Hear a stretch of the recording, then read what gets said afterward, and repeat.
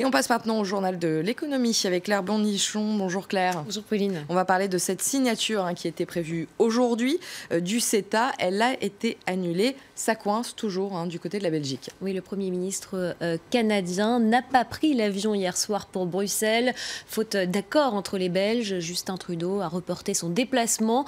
Mais son porte-parole a tout de même précisé que le Canada demeurait prêt à signer quand l'Europe sera prête. La délégation canadienne, elle aussi, ne viendra pas, alors que la Wallonie, région francophone belge, bloque toujours la signature de cet accord de libre-échange. Raphaël Vivant. Malgré des heures de discussion, la Belgique reste dans l'impasse. Réunis hier à Bruxelles, les différentes parties n'ont pas réussi à se mettre d'accord sur le CETA. On n'a pas abouti aujourd'hui. Il reste encore des travaux à faire. Je pense que ces dernières semaines, ces derniers jours, on a vraiment bien progressé. On le regrette. Ce ne sera pas possible de tenir le sommet demain, mais voilà, rien n'est jamais impossible. La Wallonie refuse toujours de ratifier le traité de libre-échange avec le Canada. La région francophone du pays dénonce un texte qui donne trop de pouvoir aux multinationales. Elle craint également que le CETA ne dégrade sa filière agricole, un enjeu majeur pour la région. À l'annonce de cet échec, Justin Trudeau ainsi que toute la délégation canadienne ont fait savoir qu'ils ne se rendraient pas à Bruxelles aujourd'hui. Une décision qui compromet le sommet UE-Canada pour la signature du CETA, censé se tenir aujourd'hui dans la capitale belge.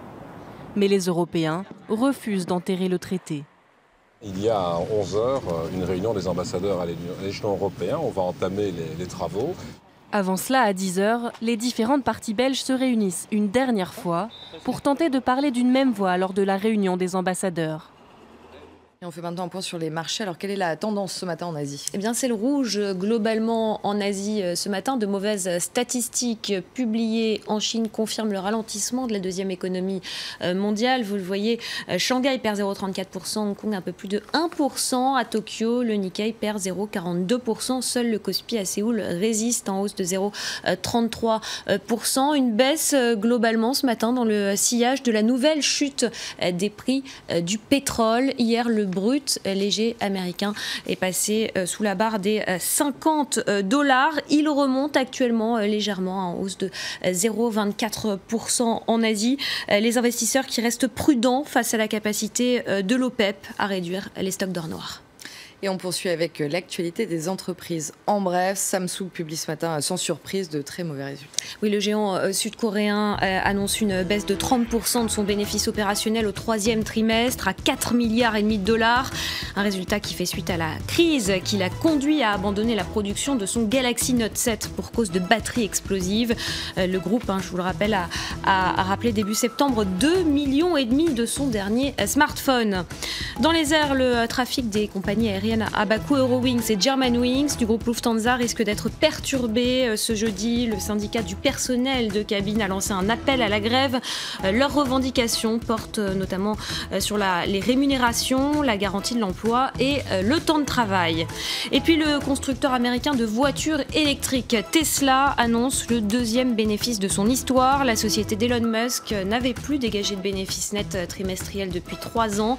Il s'est élevé à 22 millions de dollars lors du troisième trimestre. Un nombre de livraisons record a largement compensé les dépenses engagées en vue du lancement l'année prochaine de la Model 3.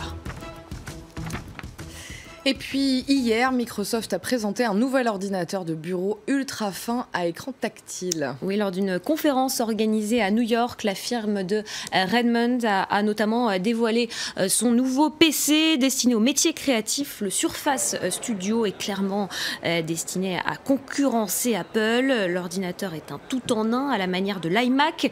Microsoft n'est donc plus un simple éditeur de logiciels. Le groupe dispose désormais d'une gamme complète de produits comme n'importe quel autre fabricant de PC et achève ainsi sa mue. Écoutez cet analyste. Selon moi, Microsoft innove plus qu'Apple, et ce dans bien des aspects, notamment en termes de modularité. Regardez le Surface Book et le Surface Pro 4.